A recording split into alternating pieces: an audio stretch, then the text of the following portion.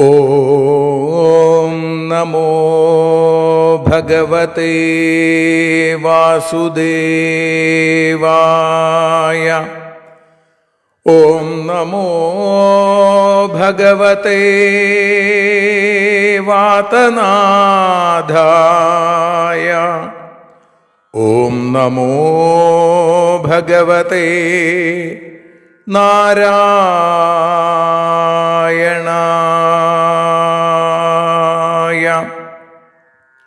ഏവർക്കും നാരായണീയ മധുരം ആസ്വദിക്കാൻ ഒരിക്കൽ കൂടി സ്വാഗതം. മൂകം കരോതി വാചാലം പങ്കും ലംഘയതേ ഗിരിം യൽകൃപാതമഹം വന്ദേ പരമാനന്ദമാധവം. അഖിലാനപരാധാന്മേ ക്ഷമസ്വ കരുണാനിധേ പ്രസീദ മൽഗുരോ നാഥ ജനകായ നമോ നമഃ. അഖിലാനപരാധാന്മേ ക്ഷമസ്വ കരുണാംബുധേ പ്രസീദ മൽപ്രിയേ നാഥേ മാതൃരൂപേ നമോസ്തുതേ. സദാശിവസമാരംഭാം ശങ്കരാചാര്യമധ്യമാം അസ്മദാചാര്യപര്യന്താം വന്ദേ ഗുരുപരമ്പരാം.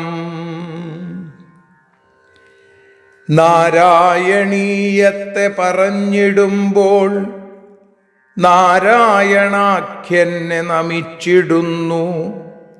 നാരായണൻ വായുപുരത്തിലീശൻ നാവിൽ നിറഞ്ഞെന്നെ തുണച്ചിടേണേ.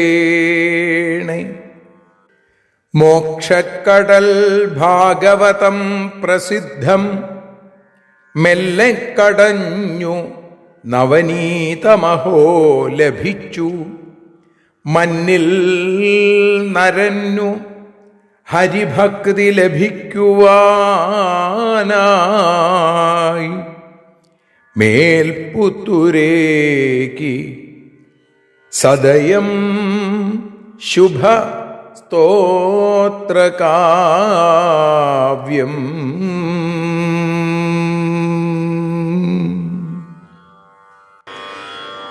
ഈ വിധമുള്ള ശ്രീമൻ നാരായണീയത്തെ നാരായണീയ മധുരമായി നാം ആസ്വദിച്ചുകൊണ്ടിരിക്കുന്നു. ശ്രീമൻ നാരായണീയം 18ാമത്തെ ദശകത്തിൽ 5ാമത്തെ ശ്ലോകം പൃഥു മഹാരാജാവിൻ്റെ കഥയാണ് നമ്മൾ അനുസ്മരിച്ചുകൊണ്ടിരിക്കുന്നത്. എല്ലാ ദിവസത്തെയും എന്നതുപോലെ ആദ്യം ശ്ലോകം, പിന്നീട് അതിൻ്റെ അർത്ഥം, അതിനുശേഷം വീണ്ടും ഒരിക്കൽ കൂടി മനനം എന്നുള്ള രീതിയിൽ ശ്ലോകം ചൊല്ലി തുടർന്ന് അതിൻ്റെ ഭാഷാഗാനമായിരിക്കുന്ന ശ്രീഹരിയം പാടി നമുക്ക് സമർപ്പിക്കാം. വിഖ്യാത പൃഥുരിതി താപസോപദിഷ്ടൈ സൂതാദ്യൈ പരിണുത ഭാവി ഭൂരി വീര്യ വേനാർത്യാ കബളിത സമ്പദം ധരിത്രീമാക്രാന്താം നിജധനുഷാ സമാമകാർഷി. പൃഥു ഇതി വിഖ്യാതഃ ത്വം താപസോപദിഷ്ടൈ സൂതാദ്യൈ പരിണുത ഭാവി ഭൂരി വീര്യ വേനാർത്യാ കബളിത സമ്പദം ധരിത്രീം ആക്രാന്താം നിജധനുഷാ സമാം അകാർഷി.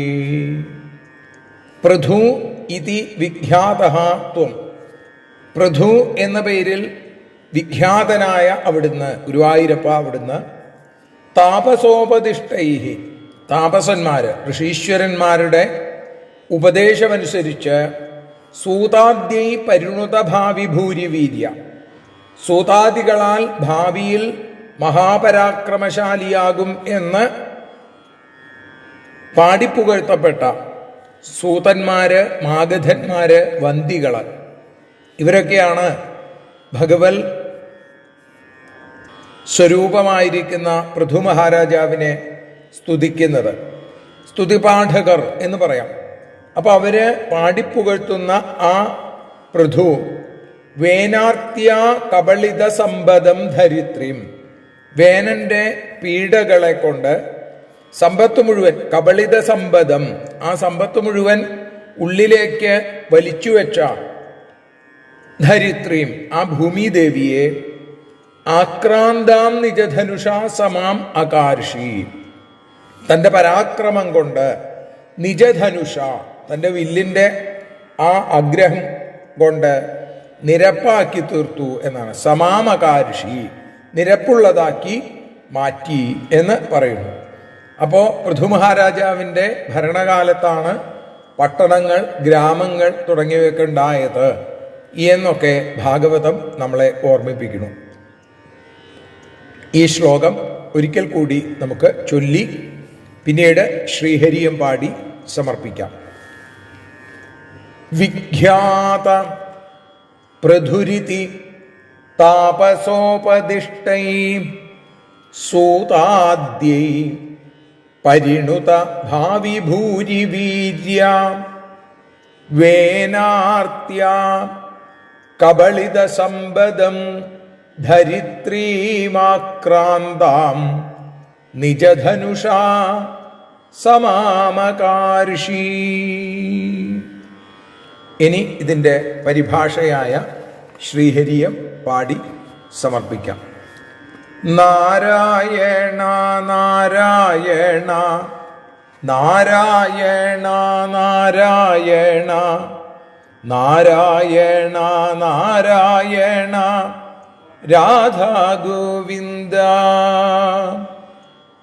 പൃഥുവെന്നു വിശ്രുതനായി ഭഗവാനെയ വീടുന്നു താപസ സമൂഹത്തിൻ്റെ ഉപദേശത്താൽ വേനപീഡമൂലം സമ്പത്തെല്ലാമുള്ളിൽ സംഭരിച്ച ഭൂമിയെ തൻ വില്ലു കൊണ്ടു നിലയ്ക്കു നിർത്തി. നാരായണ നാരായണ നാരായണ നാരായണ നാരായണ നാരായണ രാധാ ഗോവിന്ദ. നാരായണ നാരായണ ശ്രീവാസുദേവ. കായേന വാചാ മനസേന്ദ്രിയൈർവാ ബുദ്ധ്യാത്മനാ വാ പ്രകൃതേ സ്വഭാവാൽ കരോമി യദ്യൽ സകലം പരസ്മൈ നാരായണായേതി സമർപ്പയാമി. സ്വസ്ത്യസ്തു തേ കുശലമസ്തു ചിരായുരസ്തു ഗോത്രാഭിവൃദ്ധി ധനധാന്യ സമൃദ്ധിരസ്തു ഐശ്വര്യമസ്തു ബലമസ്തു ജിപുക്ഷയോസ്തു വംശേ സദൈവ ഭവതാം ഹരിഭക്തിരസ്തു. സർവത്ര നാരായണ നാമസങ്കീർത്തനം. നാരായണ നാരായണ.